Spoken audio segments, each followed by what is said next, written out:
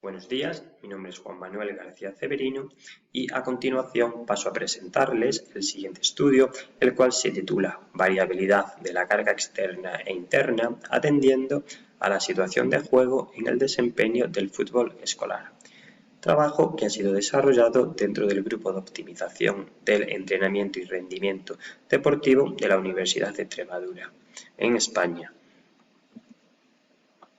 En primer lugar, atendiendo al marco teórico, decir que este estudio se ha desarrollado en el contexto de la educación física, el cual se ha convertido en un marco apropiado para la realización de actividad física regulada y participativa, puesto que es el único momento en el cual los escolares están obligados a realizar actividad física.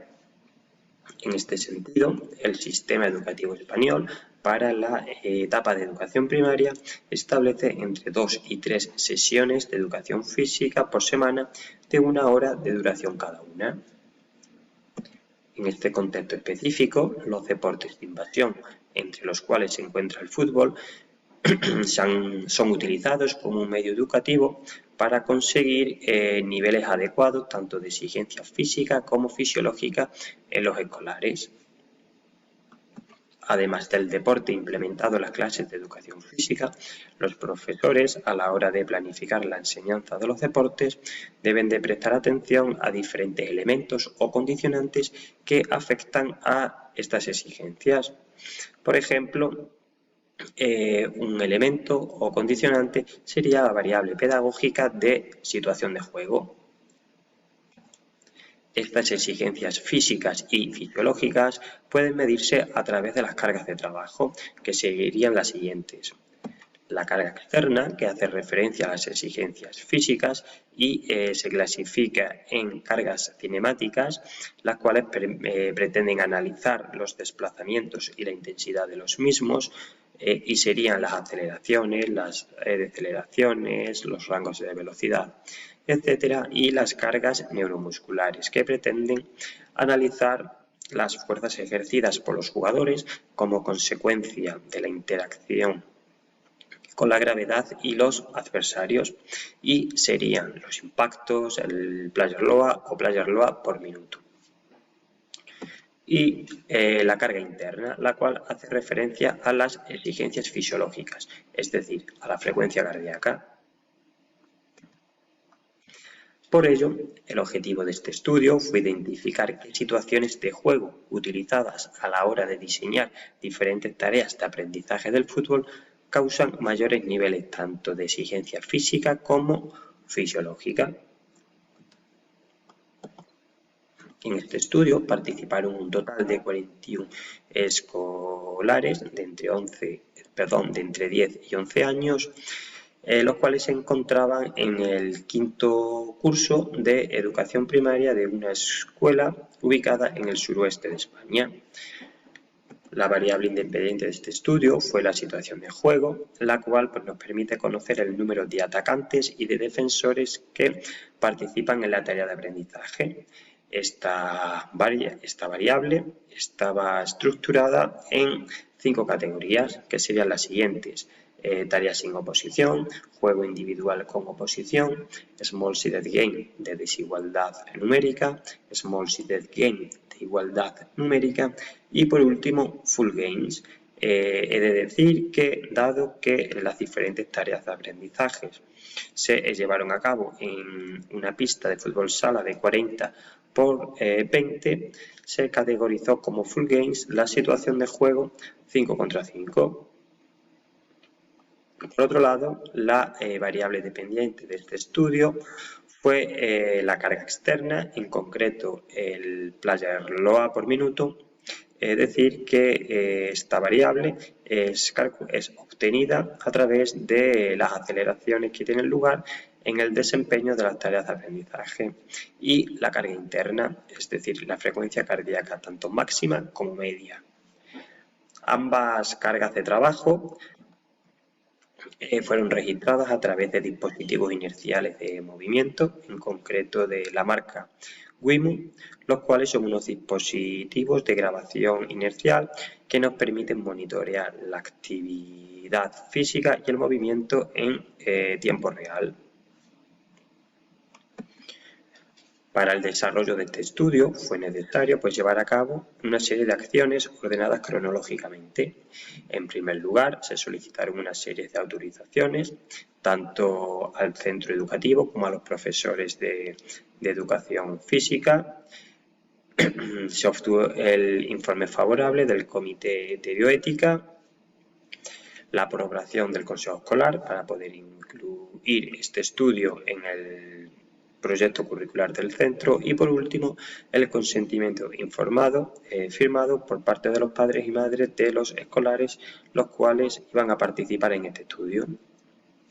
Posteriormente, una vez obtenidas todas estas autorizaciones, se llevó a cabo la intervención, la cual tuvo una duración aproximada de 3 meses, donde se desarrollaron 11 sesiones prácticas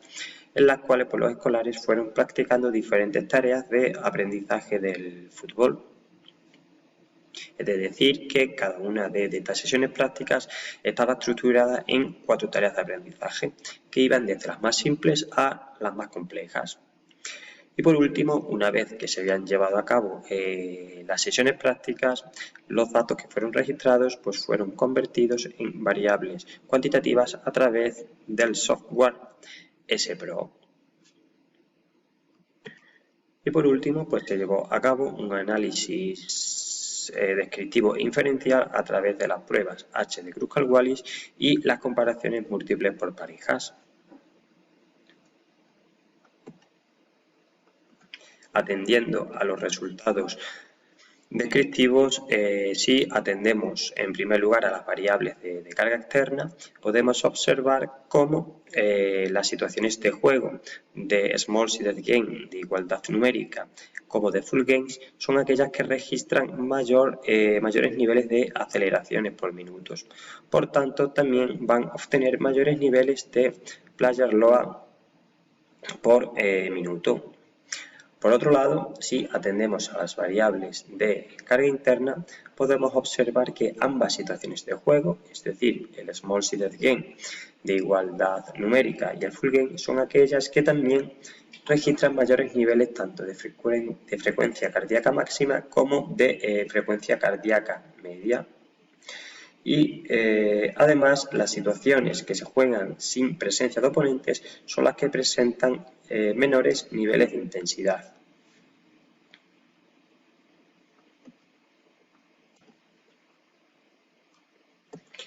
Asimismo, atendiendo a los resultados inferenciales, si observamos ambas imágenes, las líneas amarillas son aquellas que nos indican dónde existen diferencias significativas en las comparaciones por parejas, mientras que la línea negra es aquella que no nos indica diferencias significativas. Como bien observábamos en los resultados descriptivos, podemos observar que las situaciones de juego de Small Seeded Gain de igualdad numérica como Full Gains son aquellas que presentan mayores niveles tanto de aceleraciones por minuto como de Player Load por minuto, y además entre ambas situaciones de juego no existen diferencias significativas. En cambio, para el resto de variables, o de situaciones de juego, entre ellas sí que existen diferencias significativas. Por tanto, podemos decir que los Full Gains y los Small Seeded Gain de igualdad numérica son aquellas que provocan que los escolares se muevan o se desplacen más.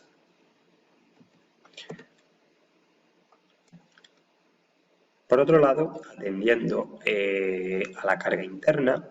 se observa que las situaciones de juego de Small Seeded Gain de igualdad numérica como de Full Gains siguen también presentando mayores niveles de